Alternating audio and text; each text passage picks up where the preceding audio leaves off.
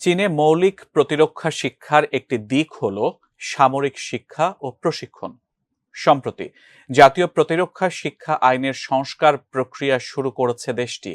এর মাধ্যমে বিশ্ববিদ্যালয়, উচ্চ বিদ্যালয়, এমনকি মাধ্যমিক বিদ্যালয়গুলোতেও সামরিক প্রশিক্ষণ দেবার উদ্যোগ নিচ্ছে চীন। আরো বিস্তারিত জানাচ্ছেন সহকর্মী সাইমন প্রভা।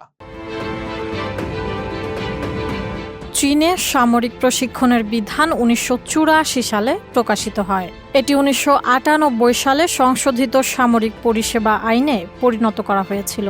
এতে সামরিক প্রশিক্ষকদের দ্বারা মাধ্যমিক বিদ্যালয়ে শুরু হওয়া শিক্ষার্থীদের প্রশিক্ষণ অন্তর্ভুক্ত ছিল।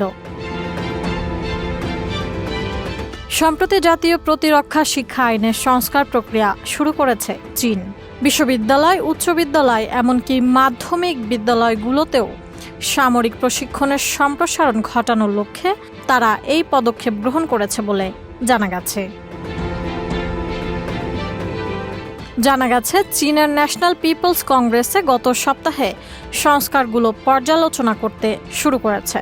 চীনের রাষ্ট্রীয় সংবাদ মাধ্যমের প্রতিবেদনে জানানো হয়, মে মাসের শেষ পর্যন্ত প্রস্তাবিত সংস্কার বিষয়ে দেশের সাধারণ জনগণও মন্তব্য করতে পারবেন। তবে বৃহত্তর পরিসরে বিতর্ক আয়োজনের সম্ভাবনা তেমন নেই বলেও জানানো হয়।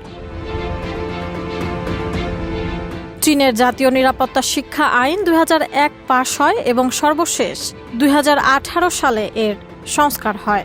2001 সালে শিক্ষা কর্মকর্তা ও কর্মীদের প্রাথমিক স্তর থেকে পাঠ্যক্রম এবং কার্যক্রমে সামরিক প্রশিক্ষণ বা শিক্ষা প্রদান বাধ্যতামূলক করা হয়। তখন সশস্ত্র বাহিনীকে প্রচার, সাংস্কৃতিক অনুষ্ঠান এবং সাংস্কৃতিক প্রতিষ্ঠানের মাধ্যমে শিক্ষাদানের সহায়তা করার নির্দেশনা দেওয়া হয়েছিল।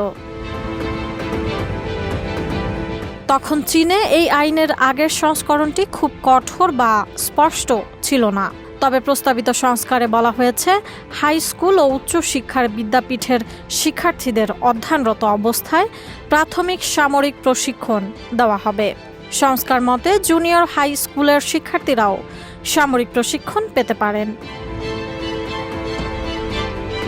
রাষ্ট্রীয় সংবাদ মাধ্যমের প্রতিবেদনে বলা হয়, এই আইনের লক্ষ্য প্রাথমিক স্কুলের শিক্ষার্থী থেকে শুরু করে সবার জন্য সার্বিকভাবে প্রতিরক্ষা বিষয়ক শিক্ষার উন্নয়ন করা। এই সংস্কারগুলো সমাজের সকল স্তরে জাতীয় নিরাপত্তার সচেতনতা বাড়াতে ও বিশ্বের দ্বিতীয় বৃহত্তম অর্থনীতিকে বিভিন্ন নতুন অভ্যন্তরীণ ও আন্তর্জাতিক পরিবর্তনের সঙ্গে মানিয়ে নিতে সহায়তা করবে। তবে জাতীয় নিরাপত্তা সচেতনতার উপর বাড়তি জোর দেওয়ার বিষয়টি চীনের ক্রমবর্ধমান জাতীয়তাবাদী অনুভূতিকে আরও উস্কে দিতে পারে বলে মনে করেন অনেকেই। এ আইন প্রয়োগ বহির্বিশ্বের বিরুদ্ধে বিরূপ বা আক্রমণাত্মক মনোভাব তৈরি করতে পারে। তবে একই সঙ্গে এটি আরও বেশি সংখ্যক তরুণকে সামরিক বাহিনীতে যোগদানে উৎসাহিত করতে পারে বলেও মন্তব্য করেন বিশ্লেষকেরা। সাইমন প্রভা, এটিএন নিউজ।